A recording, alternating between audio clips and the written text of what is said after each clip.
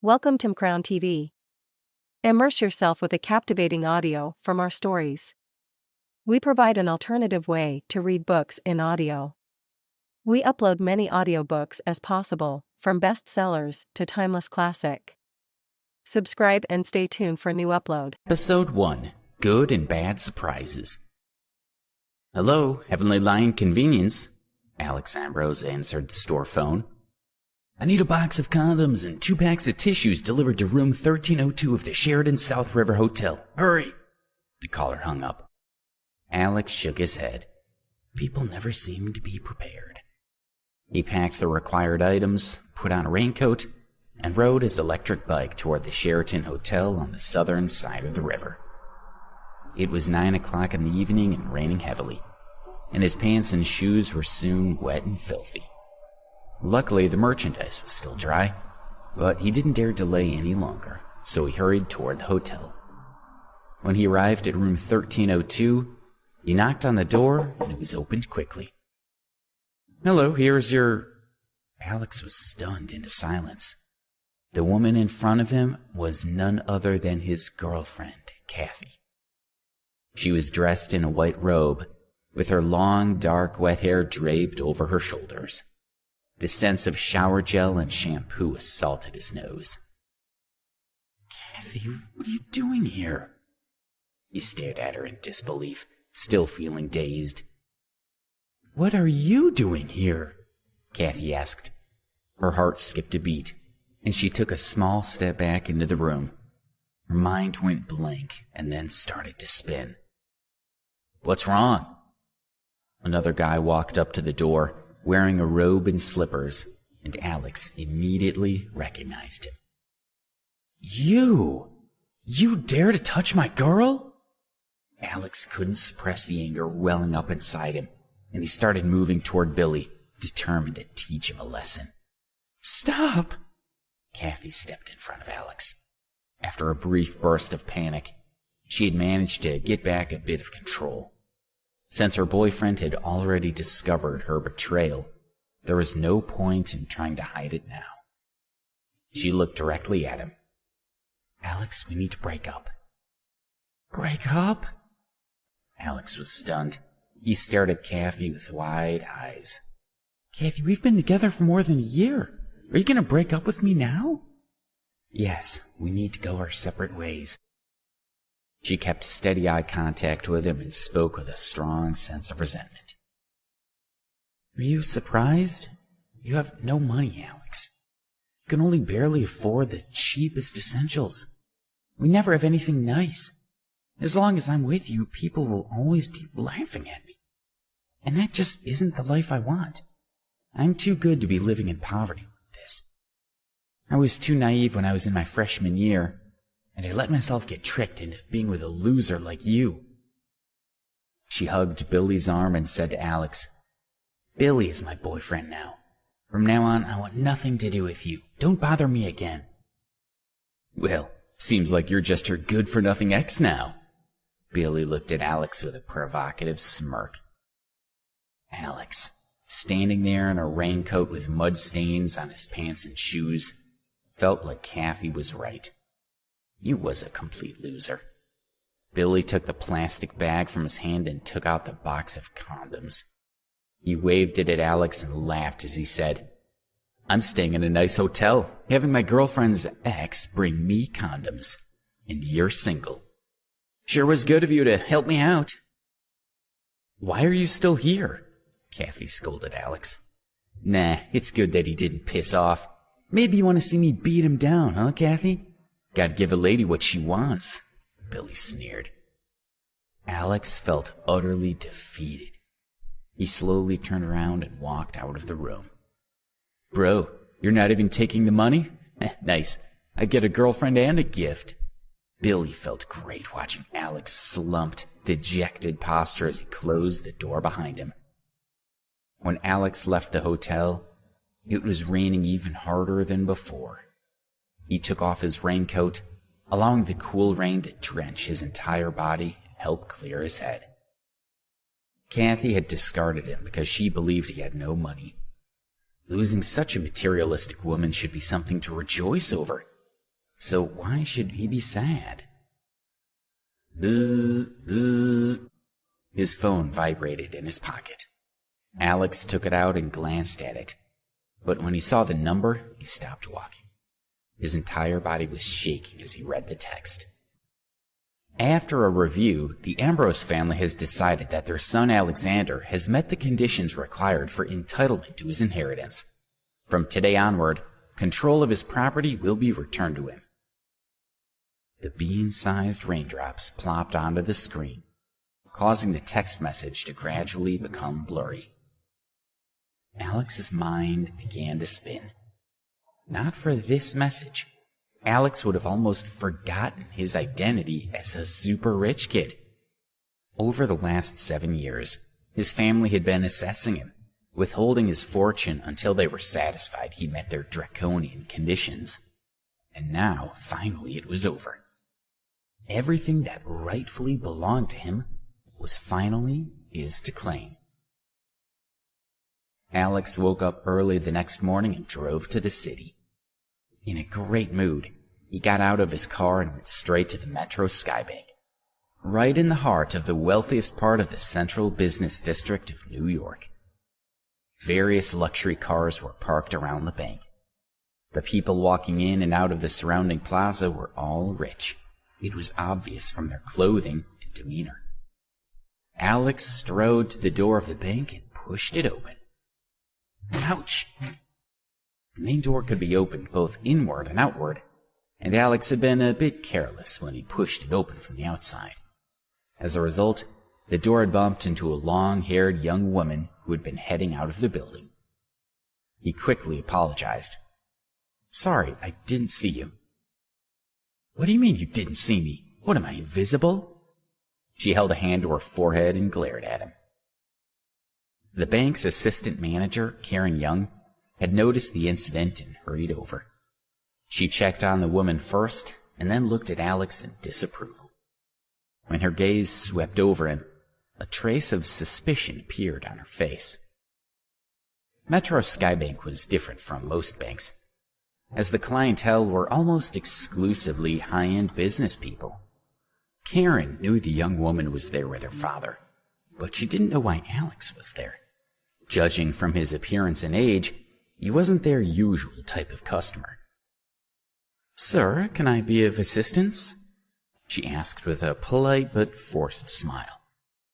Alex simply said, "I'm here to withdraw money." "Withdraw money?" the sullen woman asked, sneering at him. "Do you have a card?" Karen asked, continuing to smile politely. Getting a Metro Skybank card was not easy. $1 million of savings was the minimum requirement to qualify. Karen felt certain that the man in front of her couldn't have much experience with the bank and wouldn't know their rules. Perhaps he had thought that other banks' cards could also be used here. "No," Alex replied, shaking his head. The woman he had accidentally hit with the door couldn't help but giggle when she heard his honest reply. He wasn't worth any more of her attention. "Let's go." Her father had walked up, still arranging the documents he was carrying. "My dad and I are leaving." The woman shook Karen's hand and then looked over at Alex. "Miss Young, having someone like this around could damage your bank's image and upset your customers. I hope this will not happen again." With that, she took her father's arm and opened the door. "Take care, Mr. Scott." Karen followed them out a few steps, watching as they got into a car and left. Turning around, she headed back inside, having made up her mind to encourage Alex to leave as soon as possible. There was no one standing where Alex had been. Oh, where's he gone? She wondered.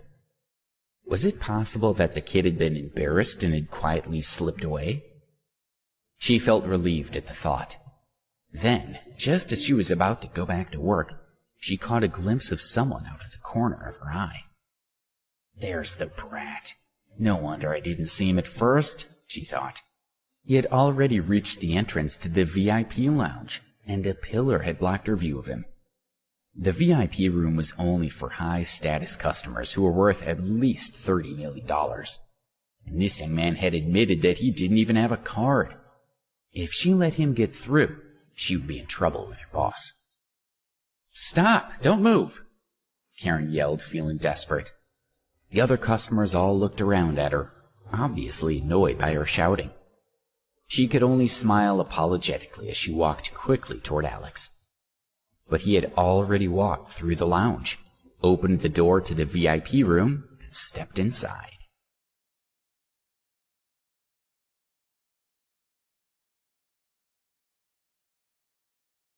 Episode 2, Surprising the Bank Manager.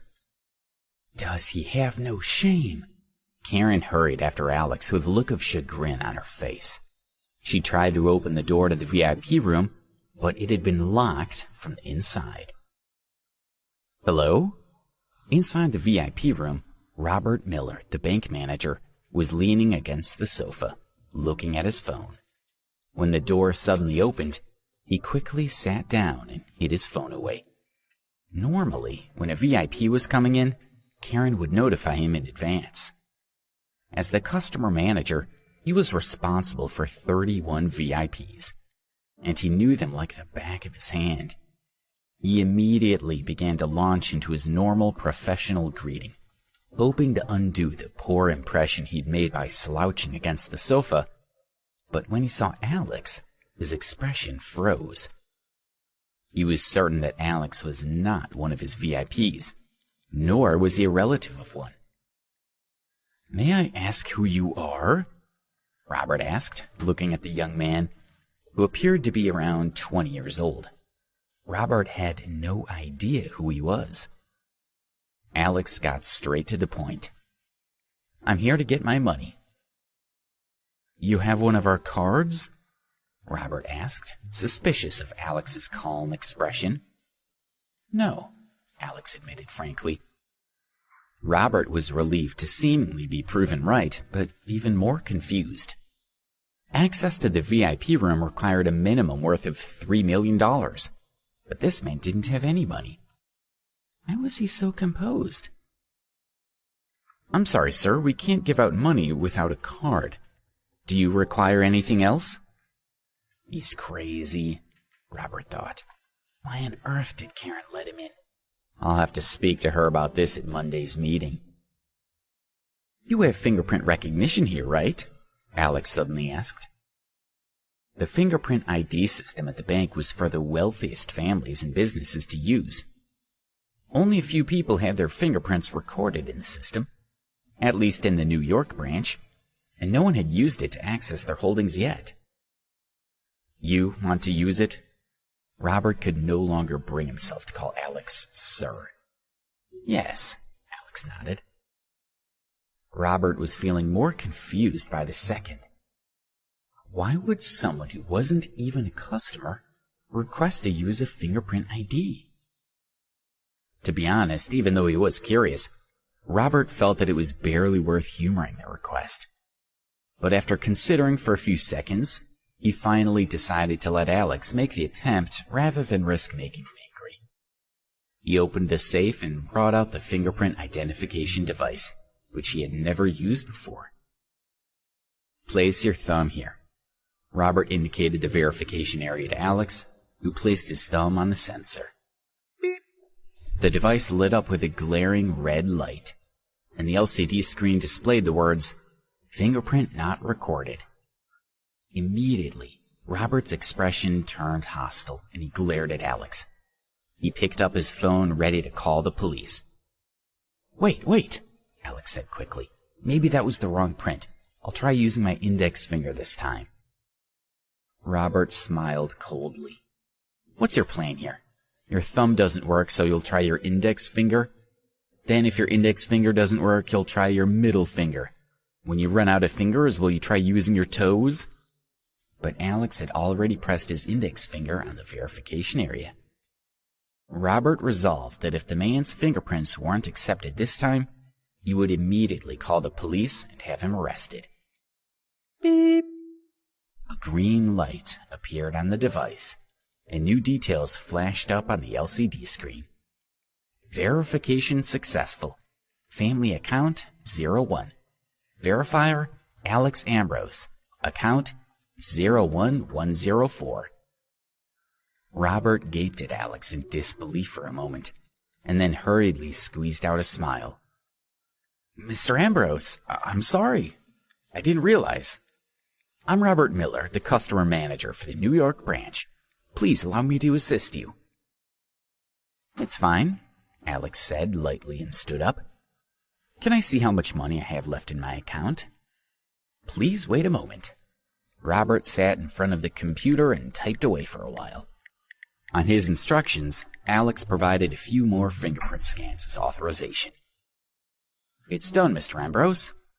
Robert clicked the OK button on the screen, and Alex's account appeared. Robert pointed to the computer screen and said, Mr. Ambrose, the balance of your account is currently $86 million. Robert couldn't help but suck in a breath of cold air. This young man had an enormous fortune.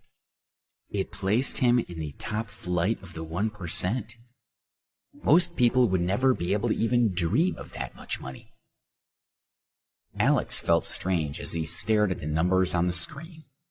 He reminded himself that he needed to get used to his status as a rich kid as soon as possible.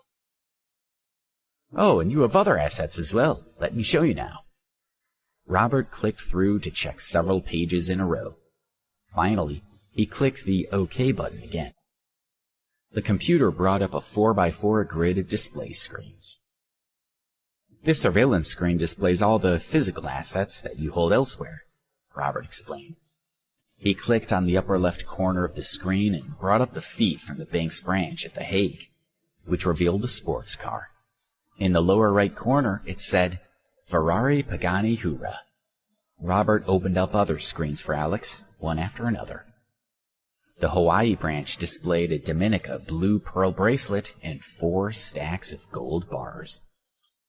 The feed from the French branch in Nietzsche revealed 3 original Picasso paintings and 2 Rodin statues. And the Cape Town branch had 15 10-carat diamonds, 10 pieces of ivory, and another couple of stacks of gold bars. Robert's eyes almost popped out as he looked at Alex's assets.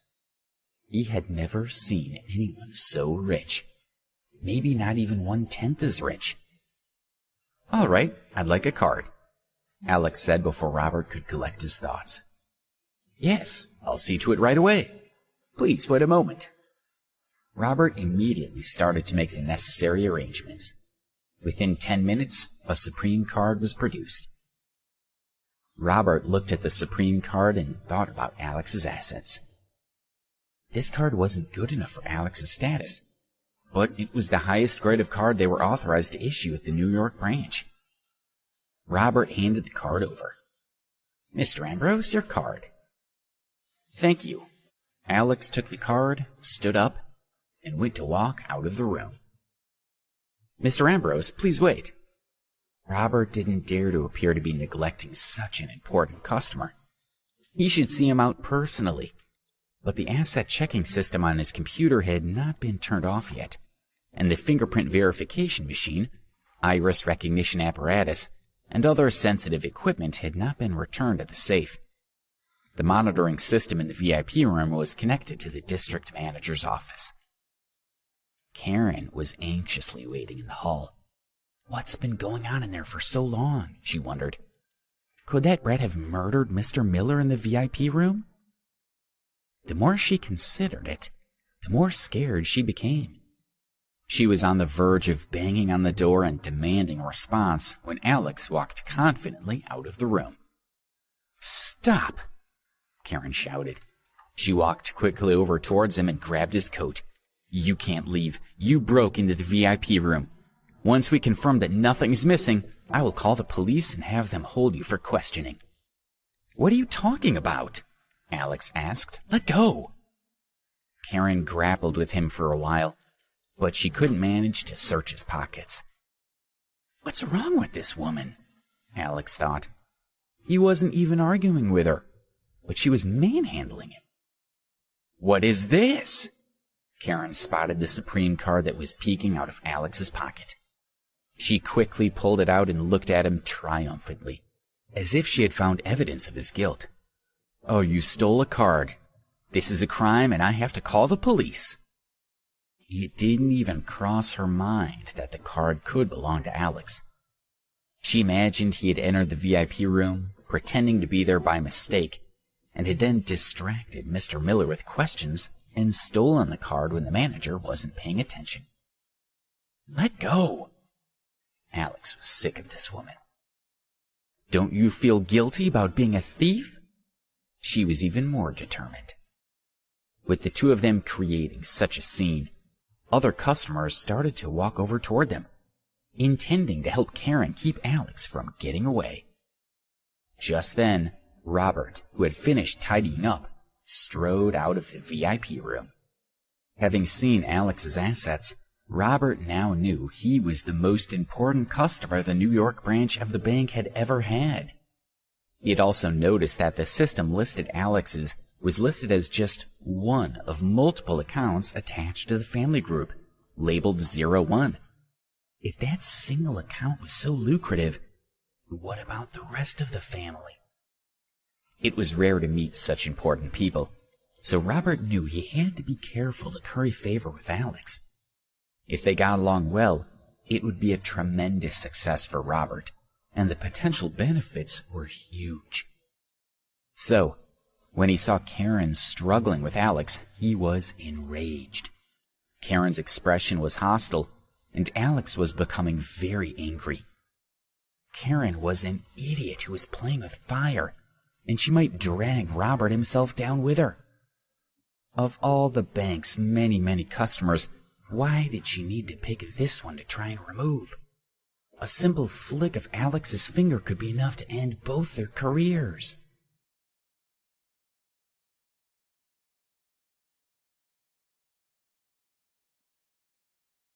Episode 3, The Mean Ex-Girlfriend. "Stop!" Robert dashed between Alex and Karen. Before Alex could speak, Karen waved the Supreme card in the air. Her eyes flashed with triumph as she said to Robert, "Mr. Miller, look, he stole a card from the VIP room." She smiled at him, her expression a little smug. Surely Mr. Miller would be happy with her for preventing theft. He had a lot of authority in the Eastern District of Metro Skybank, and when he had arrived at headquarters, he had seemed impressed with her, so she was hoping for a promotion. Her imagination began to run away with her as she dreamed about her possible future. Mr. Miller's face had always been a little glum, but as she watched, his expression drew darker and darker. Before she could figure out why, she was startled by his explosive roar, leaving her entire body trembling. "Let go of Mr. Ambrose!" As he yelled, Mr. Miller knocked the Supreme card out of her hand, and she was so scared that she let go of Alex. Mr. Miller pushed her aside and bent down to pick up the card. "Mr. Ambrose, your card. I'm very sorry. I haven't trained Miss Young properly. I do apologize." Mr. Miller's expression showed a mixture of respect, embarrassment, and unease, as the bank's customers looked on in amazement. Karen was stunned. Could the Supreme card be his? She wondered. Her eyes widened. No matter how hard she tried, she couldn't make sense of it. If this man had a Supreme card, then he had at least $3 million, yet he appeared to only be around 20 years old. A poor, lower-class loser with that much money? No, it was just too unlikely. "It's not your fault, Mr. Miller," Alex assured him, slipping the card back into his pocket. "Thank you, Mr. Ambrose." Robert dipped his head and paused briefly before straightening up and shouting at Karen, "Why are you just standing there? Apologize to Mr. Ambrose immediately." How could Karen still not understand? Robert thought. The young man standing in front of them was seriously rich and needed to be treated with respect. Karen immediately bowed her head at Alex. "Mr. Ambrose, I'm very sorry for my rude behavior. I made a mistake, created a fuss over nothing, and put my hands on you. It was my fault, and I will reflect on my behavior." Alex ignored her and walked away. "Mr. Ambrose," Robert called after him, "if you ever need anything, just give me a call, and I'll do my best to help." Robert was excited by this opportunity. It was rare to meet someone as important as Alex, so he shamelessly tried to charm him. "Okay, Robert." Alex smiled faintly. Robert had come to his defense, after all. The use of his first name made Robert feel quite emotional. The wealthiest customers called him by his first name, and now so did this poorly dressed young man, who had displayed not even a hint of arrogance. Alex strode out of the bank and hailed a taxi to take it back to Preston University. As Alex entered the university building, he accidentally stepped into a puddle, splashing a lot of mud on his legs. He checked his watch, then rushed toward the classroom, where Mr. Morgan was already standing at the podium lecturing.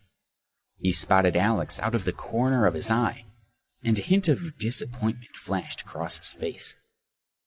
Feeling guilty, Alex lowered his head.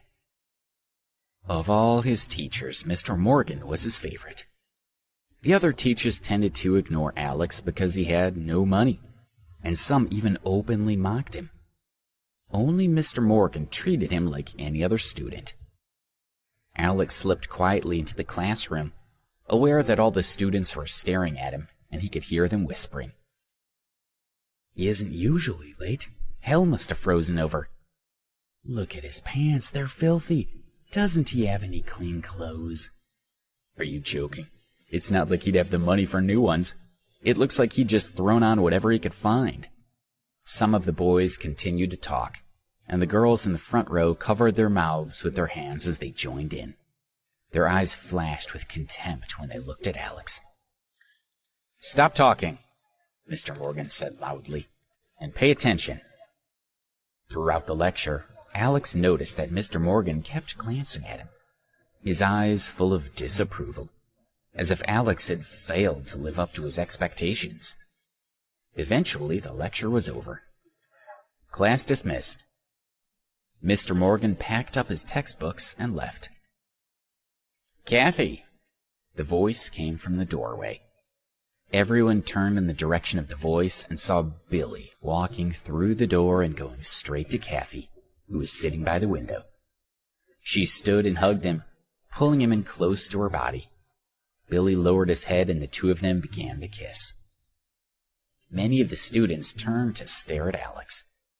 Everyone thought that he was Kathy's boyfriend, and they weren't aware that she had broken up with him. Alex watched in disgust. He'd heard that Billy had taken at least 5 different girls to stay at that hotel. Kathy was just the latest in a long line, and Alex had no intention of fighting for her. Billy strutted past Alex with his arm around Kathy's waist. "Darling, wait a minute," Kathy said to Billy as she stopped in front of Alex and held out her phone. "Since we've broken up, I don't want to owe you anything. Here's the phone you bought for me a few weeks ago. You can have it back." Alex glanced at the Samsung Galaxy phone and then took it. "Ha! You would have to work part-time for 6 months to afford one of these." Kathy took a brand new phone out of her pocket and showed it to Alex. "This is the latest iPhone, and it's much better than your phone." "Of course. It's far too expensive for a loser like him." Billy raised his chin and looked at Alex. "Kathy told me that she kept asking for that phone for 6 months before you finally bought it for her. Do you think you can pick up a girl so far out of your league? You're just embarrassing yourself, so give up. And I'm warning you now, don't even think about her. If I find out you've gone anywhere near her, you'll regret it." "Don't waste your breath talking to a loser like him. Can we go to DeLucas for lunch?" Kathy had already dismissed Alex. "Call me baby," Billy said, smiling at her. "Baby, let's go." She flirted with him right in front of Alex. "Kathy!" A petite girl stood up, glaring at her. You're taking it all too far. I never thought you'd break up with Alex, and I'm ashamed of you. Emma, why do you care? She scowled. When things had been going well with Alex, she'd been on good terms with Emma, who was a decent person. Sometimes when Kathy had been fighting with Alex, she'd asked Emma's opinion about who was in the right. You gave up Alex for someone like Billy? Emma asked. How could you treat Alex like this? When you were sick and couldn't even get out of bed, Alex sent you lunch and dinner every day for a month. And when you were walking in the mountains and twisted your ankle, he carried you on his back for miles down the mountain. Don't you remember that? You know he doesn't make much money from his part-time jobs. But when you wanted a phone, he worked hard for months to save enough money to buy it for you. And this is how you repay him? By breaking up with him and ridiculing him? Kathy scowled. I've never forced him to do anything. If he was stupid enough to go along with it, that's his problem. And so what if he bought me a cell phone? It was only a Samsung. And why would I want a Samsung when I can have an iPhone? Emma shook her head.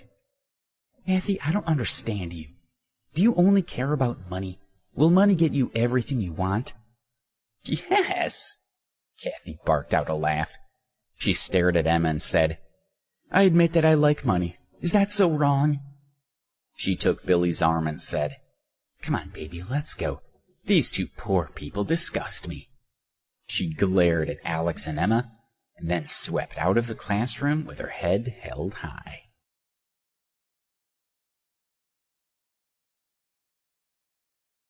Episode 4. Expectations and Disappointments.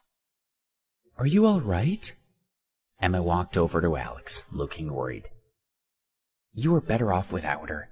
You've seen her true nature, and she is not worth being sad over. Don't worry, I'm fine, he said, smiling.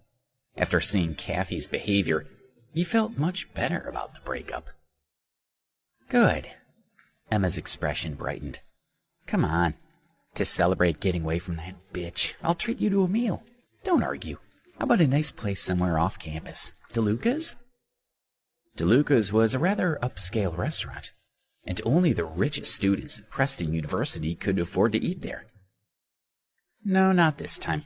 I don't want to bump into Kathy, Alex said, knowing that was the same restaurant she was going to with Billy. But one day I'll treat you to a meal at Chez Laurent. Chez Laurent was one of the most luxurious restaurants in New York. It was the kind of place that all students had heard of, but no one could afford to eat there. Emma was surprised. Alex didn't usually boast, so why was he doing so now? And this particular claim was really over the top. Is this simply a reaction to his heartbreak?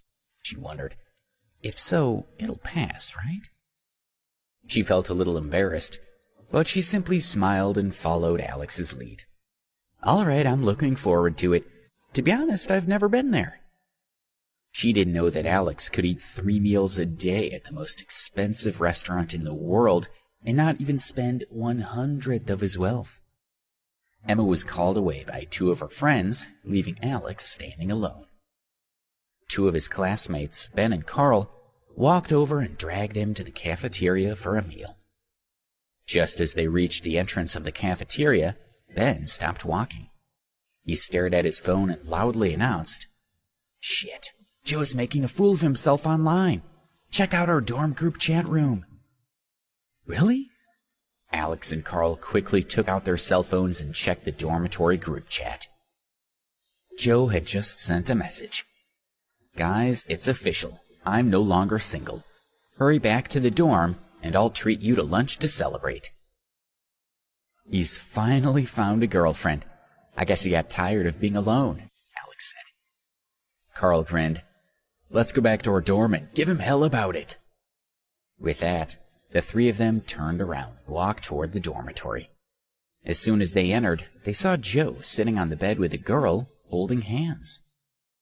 You're back. Joe let go of the girl's hand and stood up, smiling at the guys. Joe was a sports major. He was tall and slender with well-developed arm muscles. Hey guys, this is my girlfriend Susan. She studies music. Then he gestured to Alex and the others. These are my roommates, Alex, Ben, and Carl. Susan stood up and nodded with a smile. Ben looked at her, and his heart started beating faster. She had pale skin, delicately shaped eyebrows, and a great body. She's perfect, he thought.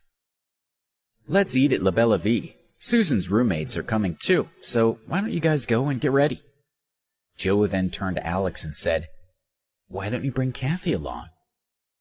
Everyone knew about Alex's lack of money, and that he couldn't afford to take his girlfriend to upmarket restaurants. So Joe decided to take this opportunity to help his friend. We've split up, Alex said bluntly. Split up? Really? Joe was shocked. Ben glanced at Joe and he understood the silent message. The reason for the split was obvious. Alex's poverty. Hurry up. Susan looked at her phone and then raised her head. My roommates have already left for the restaurant and they're all quite impatient, so don't make them wait too long. Okay. Then you guys get cleaned up and changed, and then we can get going. Joe urged them, tugging at Susan's hand. Come on, let's wait for them outside. Joe stepped outside the dormitory with Susan and turned to see her standing with her arms crossed. What's wrong? He asked. She frowned. Aren't your roommates a little too ordinary looking? I mean, Ben's not very handsome, and Carl is somewhat average too. Alex isn't bad, but judging from his clothes, he doesn't have much money. How can I introduce them to my roommates? Joe felt a little uncomfortable, but he forced a smile and said, It's just a meal. It's not like it's a blind date or anything, so why do you care so much about their looks? Do you think my friends are just coming for the food? She asked. I know them. Although they didn't come right out and say it, they're hoping your roommates are good boyfriend material. I've shown them your picture, and they must think that your friends are like you. She frowned. Then blame me, because I didn't tell you they're all biology students. His smile was a little bitter. He'd been assigned to Alex's dorm because the sports department dorms hadn't had room for him. Why don't you tell your roommates that the meal is canceled? She suggested. They'd probably just end up embarrassed if they went. Cancel it? No. If you cancel now, it would be awkward. Wouldn't that just make things worse? Fine then, but I'm not responsible for whatever happens, she pouted. Just then, she received a call from one of her roommates. Susan held her cell phone to her ear. Rose, you're all there. How is it? When we get there, you'll see for yourselves. All right, I'll hurry them up. Just wait. As she was talking, Alex, Ben, and Carl came out of the dormitory. Joe, see how good I look? Ben gestured to his half-sleeve shirt as he looked at Joe expectantly. Cool. Joe smiled and patted his shoulder. Thankfully, Ben hadn't heard Susan try to cancel the lunch. If he had, it would have been a blow to his confidence. Joe looked at Alex, who had followed Ben out. He frowned. Alex, why haven't you changed? What about my friends? Susan asked. Can't you get dressed up for them? Alex looks fine. What do you expect him to wear? Carl asked. He's not Joe, and he's never going to look like him. Susan shook her head. Her roommates were going to be very disappointed. This was going to be a disaster. Stop wasting time and let's go, she urged them, and they all followed her out of the dormitory. Rose, Stacy, and Betty sat at a table at La Belle Vie.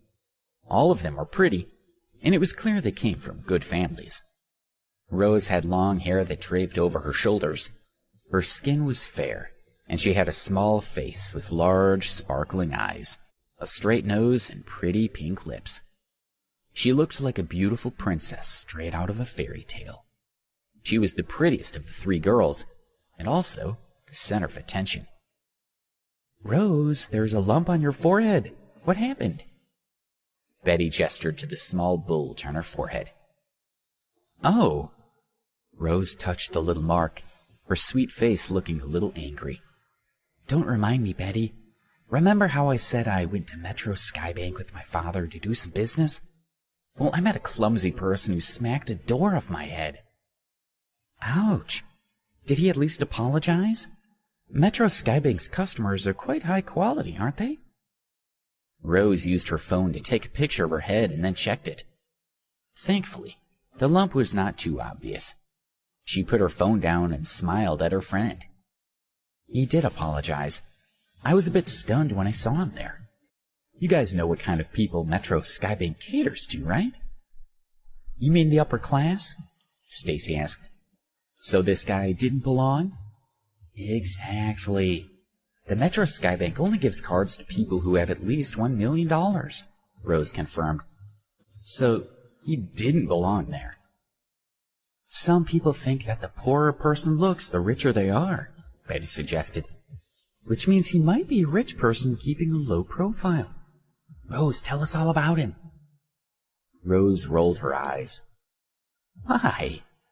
Later on, when the manager came over, he found out that the guy didn't even have a card. I think he was just an idiot who stumbled into the Metro Skybank. Maybe he thought that the cards of other banks can also be used there. If he'd done that, I would have died from embarrassment, Stacy exclaimed. After all that, I didn't even look at him, just left with my dad. Rose tossed her hair over her shoulder. We'll see if he dares to try it again in the future, or if he dares to show his face anywhere. The guy's not a child, Betty pointed out. Doesn't he have any common sense? I guess he's destined to be single for his entire life. Who would want a guy like that? Let's stop talking about him. I never saw him again anyway, Rose sighed. Why isn't Susan here with the others yet? Seriously. Rose picked up her phone and frowned slightly as she looked at the screen displaying her chat with Susan. Her boyfriend is rather handsome and quite muscly. Just my type. If one of his roommates looks like that, don't fight me for him, Rose winked. Cheeky, Stacy chuckled. Susan said her boyfriend is a sports major, so he should be pretty fit. We'll see about the others when they get here. The three girls chatted and laughed, checking each other's appearance and making a few adjustments as they waited for the guys to arrive. Finally, Susan, Alex, and the others arrived at La Bella Vie.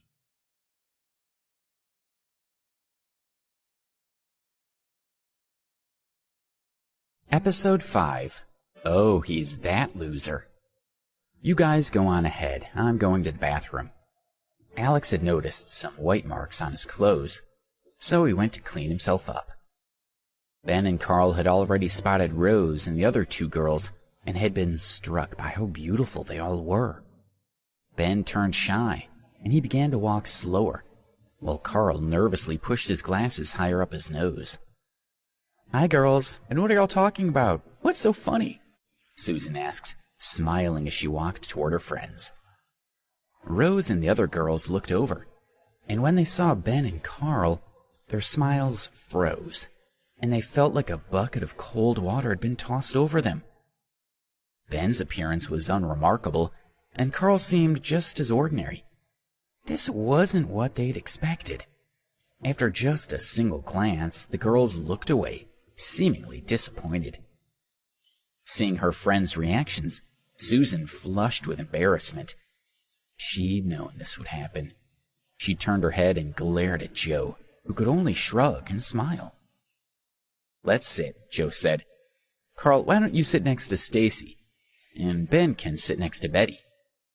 He had just finished making the suggestion when Stacy got up and moved to sit beside Betty, making it clear she did not want to sit with Carl or Ben. Joe felt bad for his friends. Stacy and Betty chatted on their cell phones, ignoring them, and that just wasn't right. It was downright rude. The table had a total of 4 wooden stools that could each seat 2 people. Stacy and Betty sat together, as did Carl and Ben. Joe sat with Susan, and Rose was alone. Susan and Joe were both concerned. Rose was the prettiest of Susan's roommates, but she was also the pickiest. When Alex came over, how would she react? Alex wasn't bad-looking, but he was dressed poorly and wouldn't make a good impression. Joe asked everyone what they wanted to order, and Stacy and Betty focused their attention on the menu, completely ignoring their friends. Why are there only 2 guys here? Are there only 3 people in your dorm? Rose asked Joe as she played with her hair. One guy went to the bathroom and should be back soon, he replied. Right on cue. He spotted Alex walking toward them. So he stood up and waved him over. Alex, over here. Come and join us. When the girls heard him, they all looked in Alex's direction. Stacy and Betty only took a glance before losing interest, and they went back to studying the menu. Rose's eyes grew wide. A twitch developed at the corner of one eye, and dissatisfaction flashed across her face. Alex also recognized Rose. Keeping eye contact, he walked over to her, confused about why she seemed to hate him so much. When he sat beside her, she stared at him and then snorted softly, giving him a mocking smile. Rose, what's wrong? Susan asked, wondering how Rose seemed to know Alex. Nothing. Rose's smile was cold. She glanced at Alex, then looked at Stacy and Betty. As unlikely as it seems, this is the person who bumped into me at Metro Skybank. This is the guy?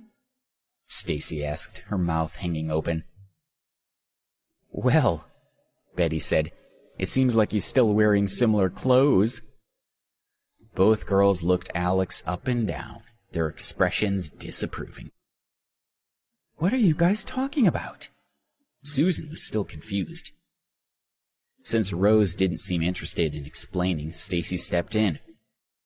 Rose went to take care of some business with her father at Metro Skybank earlier, and this guy hit her head with a door, see? Rose has a small bump on her forehead. Betty took over the conversation, glancing at Alex.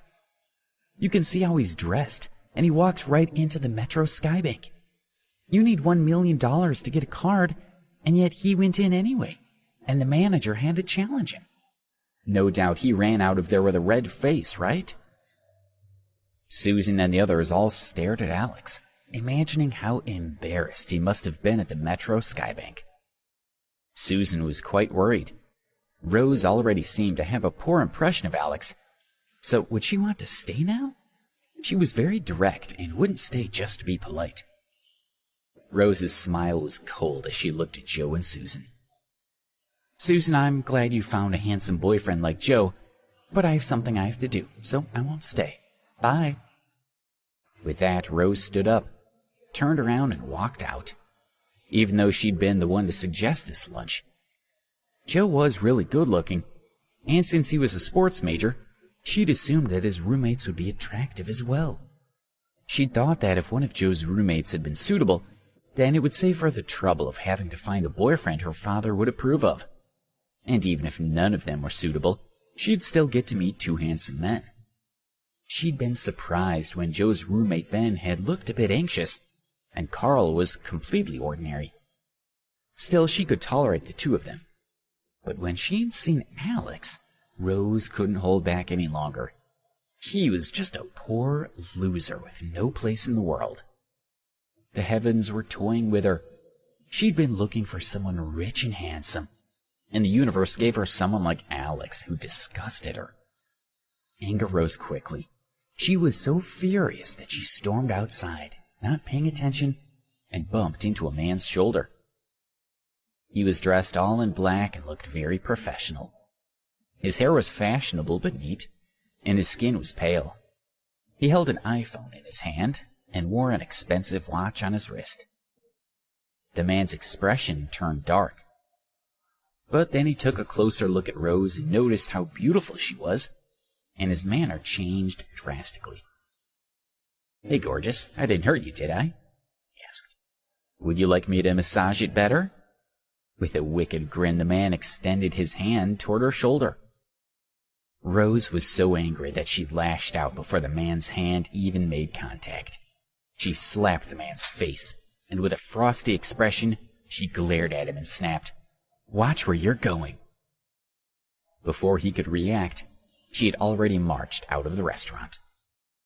Joe and the others had been ready to go over to help, and were shocked when they saw Rose slap the man. When Rose left, Stacy and Betty decided to leave too, but Susan eventually persuaded them to stay. After lunch, Susan accompanied Joe to pay the bill, and then they left the restaurant. Stacy spoke to Joe and didn't even glance at Alex and the others. Susan was also quite disappointed with Joe's roommates. She was Joe's girlfriend, and she didn't want their relationship to get complicated because of his friends. She was careful to say goodbye to each of them, and then she walked toward the dorm with her best friends.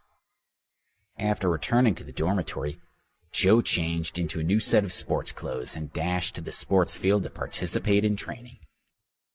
Ben was lying on his bed, bare-chested, playing with his cell phone, while Carl started up a video game and started playing it. Alex put a card into the Samsung Galaxy phone. If Kathy didn't want it anymore, he may as well use it. He turned it on and it worked quite smoothly. At that moment, Ben shouted excitedly, "Alex, Carl, Minnie's live streaming channel's on. Quick, you need to watch this." Ben had a huge crush on Minnie. She had started a live streaming blog 2 days ago, and had even posted about it in the class chat. Almost everyone in the class knew about this blog. Since Alex had nothing better to do, he registered an account and went to Minnie's live streaming channel. She had been streaming live for 20 minutes, and over 30 people were watching it, all classmates. There were no classes in the afternoon, so most people were free to watch it. Minnie hugged a pink pillow and had red earphones in as she chatted in front of the camera. "Babes, we haven't had any presents yet. Anyone who has a present for me should let me know." She twirled a lock of her hair around one finger and pouted at the camera, giving an air kiss. Her lips almost touched the screen. She was extremely popular, and quite a few people were secretly in love with her. So whenever she asked for a present, many boys wanted to give her what she asked for. Besides, the gifts weren't too expensive, so the students were able to afford them. The screen flashed with the notification. A necklace from the Morning Star. Then, Captain Reckless has sent the bikini. "Thank you, Morning Star," Minnie said, clapping her hands. "And thank you, my handsome little captain. I love you." Minnie tilted her head and made a heart gesture with her hands. And just as she finished speaking, a shout came from the corridor. "Minnie is so cute!" Followed by another voice yelling, "She's adorable!" Ben saw that Minnie was flirting with the people who gave her gifts, and he felt a little jealous, so he nervously chose a gift and pressed the send button. A message popped up on the public screen. "Flying Fish has sent a necklace." Ben typed out a message under his screen name, Flying Fish. "Minnie, it's Ben. I'm watching your live broadcast." Minnie smiled sweetly and spoke into the camera. "Thank you, Ben. I know." "Minnie spoke to me," Ben mumbled as he floated in a daze. At this moment, another message popped up on the live streaming channel. Ghost Rider typed, "Ben, that stingy loser, gave a presentation to Minnie. What a laugh. Can you believe that?" Ben's expression changed instantly. Almost everyone from their class was in the chat room. "What should I say?" he thought. "And how can I show my face in class after this?" Ben sent an angry message. "So what if I'm gifting a present? Have you been eating the poop emoji? Why else would you be talking shit?" Ghost Rider responded, "Idiot, you're a loser who has nothing. And yet you have money to give presents? Are you planning to sell your kidneys? Or have you been begging your parents for money? You have some nerve." Minnie scowled. People were fighting in the live streaming channel and she didn't like it. "Knock it off, guys. If you don't stop fighting, I'll block you." Ben quickly messaged her. "Sorry, Minnie, he started it." Ghost Rider sent, "Haha, so what if I get in trouble with you? I don't care." Minnie frowned slightly and prepared to block Ghost Rider, but the system notification flashed again in the live broadcast. Ghost Rider has sent a money gun. Minnie stopped in her tracks. Those were worth about $50, and it was the most expensive gift she had received so far. Thank you for listening to Crown TV. Please don't forget to subscribe, share and turn on the notification button.